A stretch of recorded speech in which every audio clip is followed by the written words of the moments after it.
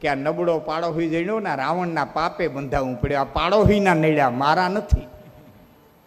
એટલે બધાય કર્મ આપણા ન હોય, કોઈક પાડોશીના નડે. ક્યાંક અડખા પડખા વાળા નહીં નડે. નતું એક ભાઈનો દાંત હલતા, વાત કરવા દે ને તો દાંત હલે, દાંત હલે.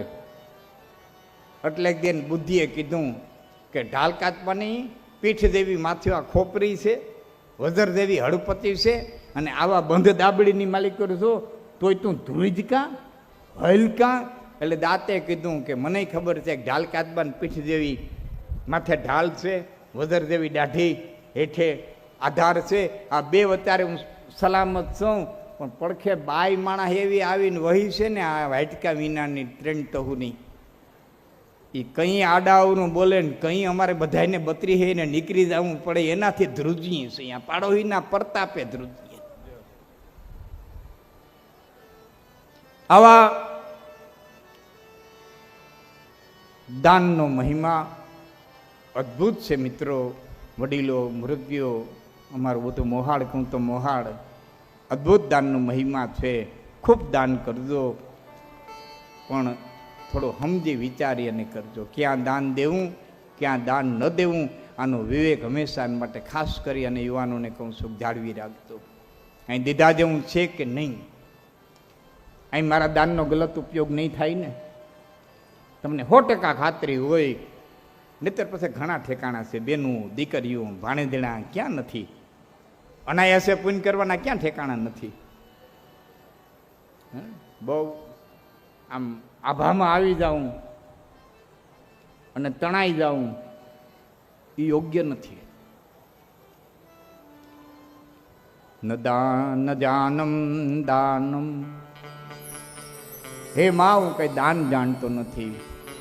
અને આ જ શ્લોકની અંદર બીજી લીટીમાં એક શબ્દ આવ્યો છે, ન જાનામી ભક્તિમ. બે શબ્દો ઉપર બોલી પછી આપણે કથાને પ્રવેશ કરીએ. આપણને એમ થાય કે સૌથી હેલી ભક્તિ છે. હું ત્યાં સુધી કહીશ કે અઘરામાં અઘરા હોય ને ત્રણેય, જ્ઞાન, કર્મ અને ભક્તિ, આ 3 માર્ગ છે આપણા. આ 3 માર્ગમાં અઘરામાં અઘરો માર્ગ હોય તો ભક્તિ. સંપૂર્ણ શરણાગતિ એને ભક્તિ કહેવાય. જ્યાં સુધી અભયત્વ ના આવે ત્યાં સુધી ભક્તિ કાતી. ભય લાગે ને ત્યાં ભક્તિ કાતી.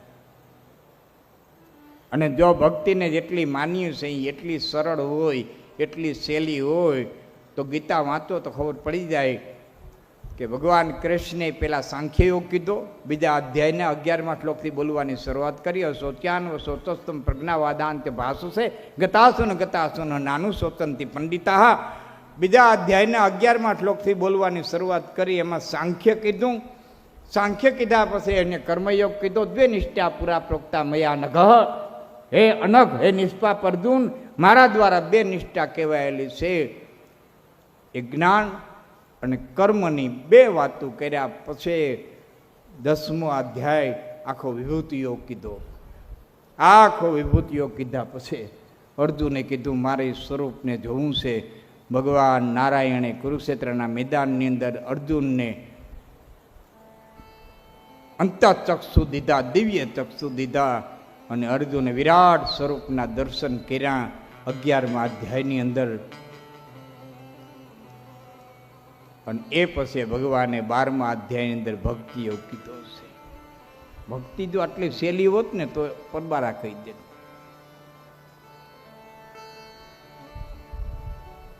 બતાડે ભક્તિ પદાર્થ મોટું આ જગતમાં. એટલે તો ગંગા સતી કહે છે ભય વિનાનું કાંઈ છે ને. જ્ઞાન માર્ગ છે ને એમાં એક ભય રહેલો છે અહંકારનો. જ્ઞાનીને અહંકાર આવે, હું કાંઈક છું, આઈ એમ સમથિંગ, હું કાંઈક જાણું છું, હું કાંઈક વિદ્વાન છું, હું સારો વક્તા છું. અને ભક્તિ માર્ગની માલિક પર એક ભય રહેલો છે, અને એ ભયનું નામ છે અંધશ્રદ્ધા.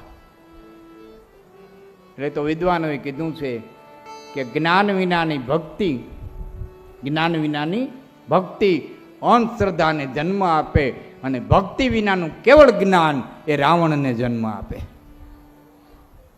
રાવણ જ્ઞાની હતો, એક ભક્તિની ખામી હતી.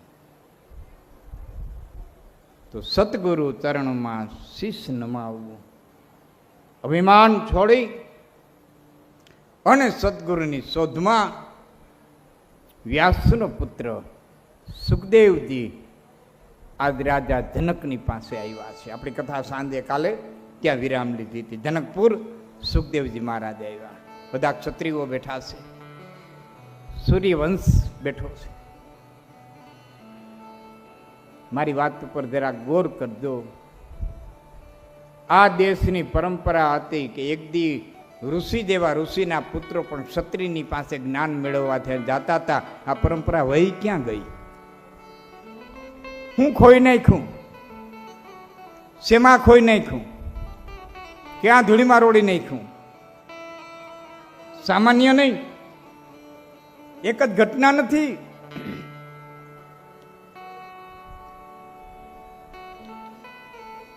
ભગવાન ના 24 અવતાર, એમાં એક અવતાર એટલે વ્યાસ, હંસા અવતાર,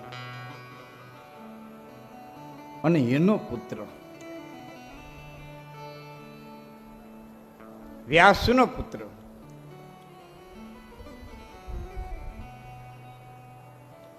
આજ રાજા જનકની પાસે આવ્યા છે.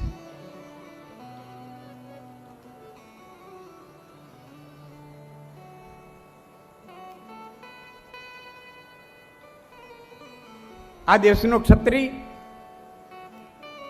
જેટલું શસ્ત્ર ચલાવી શકતો હતો ને, એટલો જ આ દેશનો ક્ષત્રિય શાસ્ત્રને પણ જાણી શકતો હતો. એક હાથમાં શાસ્ત્ર અને એક હાથમાં શસ્ત્ર આ દેશના ક્ષત્રિયની પાસે રહેતા હતા. ધીરે ધીરે ધીરે ધીરે ધીરે આ દેશનો ક્ષત્રિય શાસ્ત્રને મૂકતો ગયો અને વધારે ને વધારે મહત્વ શસ્ત્રને દેતો ગયો. અને એટલે જ જ્ઞાન વિનાનું શસ્ત્ર ચલાવવું ને એ પણ અધર્મ છે. શસ્ત્ર ક્યાં ચલાવવું, કેમ ચલાવવું, કઈ રીતે ચલાવવું, કેની ઉપર ચલાવવું, શા માટે ચલાવવું, એનું જ્ઞાન એ ધર્મ છે. તો આ દેશના ક્ષત્રિયમાં તાકાત હતી, રાજામાં તાકાત હતી. ખાલી તમે એટલો જ વિચાર કરો કે વ્યાસનો દીકરો, જેને વ્યાસ સમજાવી ન શકે એવો વ્યાસનો દીકરો આ જનકની પાસે જ્ઞાન લેવા માટે થઈને આવ્યો છે. ક્ષત્રિયમાં કેટલી તાકાત હશે. એક બીજી વાત કરી દઉં.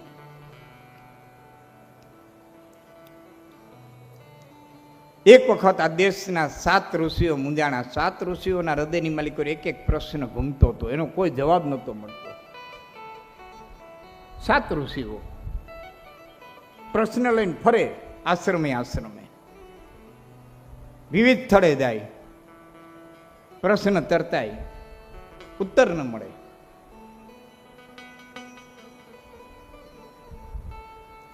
ત્યારે આ દેશના 7 ઋષિઓ ભેળા થઈ અને પીપલાદ નામના રાજાની પાસે આવ્યા છે. પીપલાદ નામના રાજાની પાસે આવ્યા છે, પોતાનો એક એક પ્રશ્ન લઈ.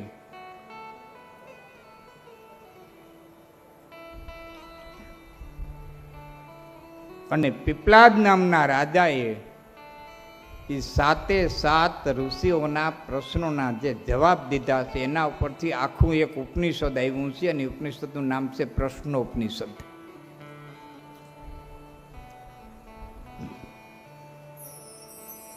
પ્રશ્નોપનિષદ એમાંથી સર્જાનું છે. તો યુવાનોની માલિકો જાગૃતિ આવી એટલા માટે થઈને કહું છું બાપ, કે આ દેશનો ક્ષત્રિય ખાલી શસ્ત્ર જ નહોતો ચલાવી શકતો, આ દેશનો ક્ષત્રિય શાસ્ત્રને પણ એટલા જ જાણતો હતો. એ પરંપરાને ફરી સ્થાપિત કરવા મા મોમાઈને પ્રાર્થના કરી કે મા મોમાઈ, હે ભગવતી, અમારામાં એવી શક્તિ દે. શસ્ત્ર ચલાવવાની શક્તિ તો છે, પણ બરાબર શાસ્ત્રનું જ્ઞાન પણ અમને પ્રાપ્ત થાય એવી અમને તાકાત દે. વિદ્યાની દેવી, અમે એ વિસરી ગયા છીએ, અમે ભૂલી ગયા છીએ. આજ રાજા જનક પાસે સુખદેવજી આવ્યા છે. આમાં જેટલા ન આવ્યા હોય એટલાને ફરી વાર કહી દઉં એટલે યાદ થઈ જાય. જનક એ કોઈ નામ નથી, જનક એક પદ છે. સીતાજીના બાપનું નામ સિરધ્વજ હતું. જનકપુરની ગાદી આવે અને જનક કહેવાય. એટલે વ્યાસના પુત્ર આવ્યા છે, સીતાજીના પિતા પાસે નહીં, પણ એની પરંપરામાં જે ગાદીએ જનક આવ્યા છે એની પાસે આવ્યા છે. એક વખત ફરીવાર હજી જનક આવશે. કૃષ્ણ ચરિત્ર શરૂ થાય ને ત્યારે સેંતક મણીની ચોરીની કથા વખતે ફરીવાર જનક આપણને યાદી ત્યારે પણ અપાવી દે. જનકની પાસે આવ્યા છે. રાજા જનકની સભામાં એને રાજાનું કર્તવ્ય જોયું. ચોરને દંડ આપે, સજ્જનને સન્માનિત કરે, વિદ્વાનને આવકારે, દુર્જનને દંડ દે. સુખદેવજી વિચાર કરે કે આ કેવો જ્ઞાની, આ કેવો જ્ઞાની, આ ભેદ કરે. આની નજરમાં એક જણો ચોર છે, એની નજરમાં એક જણો સજ્જન છે, અને જ્યાં સુધી ભેદ છે ત્યાં સુધી જ્ઞાન નથી. જ્ઞાની તો અભેદ હોય. આગળ કીધું ને ભાઈ, જાતિને પાતી નથી મારા ગુરુજીના દેશમાં. જાતિ, જો જાતિ અને જ્ઞાતિમાં ફેર છે. હા, એ શબ્દ જરાક નોખા પાડી દઉં. જાતિ અને જ્ઞાતિ એમાં ફેર છે. આપણા બધાની જાતિ એક છે, જ્ઞાતિ અલગ અલગ છે. આ બ્રાહ્મણ છે, હું ચારણ છું, આ ભાઈ આયર છે, આમાં અલગ અલગ જ્ઞાતિ.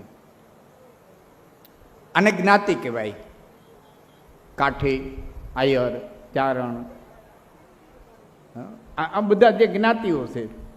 આહિર, રોડો, અતિ, તારબ, અગર, ઉદિયા, અબોટી, જાત, કાઠી, કાયતો, કણબી, કોળી, કારડિયા, કડિયા, કુંભાર, ખલાલ, ખીતરી, ખત્રી, ખારવા, ખારછો, ખવા, ગધે, ગોલા, રેડ ગલોરા, નાગર, નારી, નટા, સારથો, તારણ, સોની, સતવારા, સુતાર, સૈયદ, શેખ, સમા, ચમા, જતા, ઝાડ, ડાકલિયા, ડબગર, દર્દી, ઢાઢી, ઢીલાયા, ઢોલી, ધોબી, માળી, ધૂળ, ધોનારા, તાઈ, તુરી, તરક, તંબોલી, તરગાડા, થોરાડા, દેપારા, પિંદારા, પઠાણ, પરવિયા, પારસી, પખાલી, મિયા, બાબી, મુસલમાન, બ્રાહ્મણ, બાલોદ, બાબર, બારોડ, બદાણિયા, ભણસારી, ભાન, ભોપા, ભોય, ભરવાડ, મેર, મુમના, મોતી, મેમણ, માધવ, મુંડા, મીર, ગવલામ, ફકીર, રાતુત્રા, માનંદ, આ બધા છે ને એ જ્ઞાતિ કહેવાય. જાતિ, જાતિ આપણી એક છે. જાતિ આપણી એક છે અને જાતિનું નામ છે મનુષ્ય જાતિ. આપણી જાતિ મનુષ્યની છે. પછી પશુ જાતિ, પછી પક્ષીની જાતિ, આ બધા જાતિમાં આવે. પછી મોરલો, કાબર ને ચકલા ને એની જ્ઞાતિમાં આવે. પશુ એક જાત થાય. પછી એમાં ભેંસ ને બળદ ને એ બધા એની જ્ઞાતિમાં આવે. એમ ત્રણ ભેદ પડ્યા: જલચર, થલચર અને નભચર. જળમાં રહેવાવાળા, થળમાં રહેવાવાળા અને નભમાં રહેવાવાળા. તો જાતિને પાતી નથી મારા ગુરુજીના દેશમાં. આ કૂતરું છે, આ મનુષ્ય છે, આ પક્ષી છે, આટલોય ભેદ ન્યા નથી. વાણિયા બ્રાહ્મણનો તો કઈ ભેદ ન્યા નથી, પણ આ કૂતરું છે, આ પશુ છે કે આ પક્ષી છે, આટલોય ભેદ એ ભગવતીના દરબારમાં નથી. એ બધા આપણે અહીં ઉત્પન્ન કર્યા અને બધા વ્યવહાર હાથવા માટે થઈને કર્યા છે. જે તે વખતેના ચાતુર્ય વર્ણમ મયા સૃષ્ટમ ગુણકર્મ વિભાગ સહ. શ્યામ સુંદરી ભગવાન બોલ્યા છે ગીતાની અંદર, હે અર્જુન, મેં 4 પ્રકારના મનુષ્યનું સર્જન કર્યું છે. ચાતુર્ય વર્ણમ મયા સૃષ્ટમ. સૃષ્ટિની અંદર 4 પ્રકારના મનુષ્યોનું મેં સર્જન કર્યું છે. પણ કઈ રીતે? કે ગુણ કર્મ વિભાગ સહ. ગુણ અને કર્મને આધીન મેં વિભાગ પાડ્યા છે. પછી ધીરે ધીરે જાતિ આધારિત થઈ ગયા, જ્ઞાતિ આધારિત થઈ ગયા. નકર પરમાત્માએ તો ગુણ, અને જેનામાં ક્ષત્રિયના ગુણ હોય ને ક્ષત્રિય. આવા ક્ષત્રિયની પાસે વ્યાસનો દીકરો આવ્યા છે. જોયું છે, ક્રિયા જોઈ છે, પછી સત્સંગ કરવા માટે થઈને બેઠા છે. રાજકાજમાંથી નવરા થયા પછી બંને સત્સંગ કરવા બેઠા છે. હે રાજા જનક, હું ઘણા બધા પ્રશ્નો લઈને આવ્યો છું, મારે સત્સંગ કરવો છે. મારા પિતાએ આપની પાસે મોકલા છે. સત્સંગ કરવા માટે થઈને બેઠા છે જનક અને સુખદેવ. ભજન કરવું હોય તો એકે કરવું, હા, ભજન કરવું હોય ને તો એકલાય કરવું. એક વ્યક્તિ ગયો તો ગુરુ પાસે, ગુરુ મહારાજ મને સાધુ બનાવો. કરે બેટા સાધુ ન થાય. નહીં, મારે ભજન કરવું છે, સાધુ બનાવો. કે તારે ભજન જ કરવું છે ને? કે આજ તો સાધુ થવાની શું જરૂર છે? કે કેમ? કે ઘેરે માળા લઈ લે ને, માળા લઈને ભજન કરી. અરે મહાત્મા, એ દેકારો છોકરાઓનો ગલઢાવનો વડીલોનો મહેમાન મહીનો આવરો જ આવરો ને એમાં ભજન ક્યાંથી થાય? એ કે આખું ઘર હુઈ જાય ને પછી કોથરો ખૂણામાં પાથરી અને બેઠો બેઠો જાપ જપજે ને તોય તારું ભજન થઈ જાય. બાકી તારે જમાવવા જ આવી હોય તો નોખી વાત છે. ભજન કરવું તો એકલાય થઈ શકે. તો ભજન એકનું. સત્સંગ કરવો હોય તો બે જણાએ, એકલાય સત્સંગ ન થાય. સત્સંગ કરવો હોય તો બે જણાએ, મુસાફરી કરવી હોય તો 4 જણાએ. તેખડું ન જવું, બહુ બને ત્યાં સુધી તેખડું ન જવું, એમ વિદ્વાનો કહે છે. મુસાફરી કરવી તો 4 જણાએ. આના બધા નિયમો છે. તીર્થયાત્રા કરવા જાવ તો હામટાને લઈને જાવી. હા, કુટુંબ ભાઈઓ કબીલા બધા ભેરા હોય ને, એ તીર્થયાત્રામાં મજા છે. એટલે તો બધા હરિદ્વારને કથા કરવા જાય છે. બંને બેઠા છે. પહેલો પ્રશ્ન કર્યો સુખદેવજીએ, હે રાજા જનક, મેં સાંભળ્યું છે કે તમે વિદેહી છો, તમે અભેદ થઈ ગયા છો, તમે બ્રહ્મનિષ્ઠ છો, સમસ્ત જગતની માલિકો, તમે બ્રહ્મ સ્વરૂપ બધાને જોવો છો, તો તમે ચોરને કઈ રીતે દંડ દઈ શકો છો અને સાહુકારનું કઈ રીતે સન્માન કરી શકો છો? આ ભેદ તો તમે કરો છો. તમારામાં ભેદ દ્રષ્ટિ તો છે. એકને દંડ આપો, એકનું સન્માન કરો. તો ભેદ દ્રષ્ટિ નષ્ટ ન થાય ત્યાં સુધી તમે અભેદ કેમ બન્યા? મહારાજા જનકે કીધું છે, સુખદેવ, મારી ક્રિયામાં ભેદ છે, મારા ભાવમાં ભેદ નથી. ક્રિયા ક્રિયા છે, ભાવ ભાવ છે. અને સંસ્કૃત ભણ્યા હોય એને મારી આ વાત સમજ્યા છે. જે સંસ્કૃત ભણ્યા છે, જેને વિષય સંસ્કૃતનો રાખ્યો હોય છે ને, એની મારી વાત સમજાય. એવાય આમાં ઘણા બેઠા હોય એટલે વાત કરું છું. રૂપ હાલતા હોય, રામઃ રામૌ રામાહ, તો આને કર્તા કહે. પેલી વિભક્તિને કર્તા કહે. રામમ રામૌ આને રામાન, આને બીજી વિભક્તિ કહે. હવે વિધ વિભક્તિને કર્મ કહેવામાં આવ્યું છે. પછી એની વ્યાખ્યા કરી કે કર્મ કોને કહેવું? કે કર્તાના મનની અંદર રહેલા ભાવ અનુસાર ક્રિયા થાય અને કર્મ કહેવાય. બહુ ઊંડી વાત છે આ. તમે કેવી ક્રિયા કરી છે એ મહત્વ નથી, કેવા ભાવથી કરી છે એ મહત્વનું છે. કર્મ ભાવે બંધાય છે. કર્મ ભાવથી બંધાય છે. ક્રિયા ક્રિયા છે, ક્રિયામાં ભેદ નથી. એટલે તો ગમે એટલું તમે દ્યો અને છતાં ખાઈ જાય, ગમે એટલું દ્યો અને છતાં ખાઈ જાય, તોય દુર્વાસા છે એ અપવાસી કહેવાણા અને 8 પટાણી હોવા છતાં કૃષ્ણ બ્રહ્મચારી કહેવાણા. આ ભાવની સ્થિતિ. દુર્વાસા અપવાસી કહેવાણા, દુર્વાસાને જે દ્યો ને બધું ખાતા, છતાં દુર્વાસા અપવાસી કહેવાણા અને બધો સંસાર ભોગવો છતાં કૃષ્ણ પરમાત્મા બ્રહ્મચારી કહેવાના. તો આ ભેદ ક્યાં પીડ્યો? ભાવે પીડ્યો. ક્રિયામાં ભેદ છે, ભાવમાં ભેદ નથી. બેનો માટે એક દ્રષ્ટાંત દઉં. બહુ બોળા વર્ગમાં બહેનો આવ્યા છે, યુવાન દીકરીઓ આવી છે, એને પણ એક દ્રષ્ટાંત સમજાય એટલે કહું કે એક માને 2 દીકરા હોય, એમાં એક દીકરાની તબિયત થોડીક નબળી હોય અથવા તો શરીરે પાતળો હોય અથવા તો જન્મથી જ એની પાચન શક્તિ નબળી હોય, તો એક દીકરાને જનેતા 3 રોટલી દે અને એક દીકરાને જનેતા 1 રોટલી દે. એક દીકરાને જનેતા છે શ્રીખંડ ખાવા દે, પેડા ખાવા દે અને એક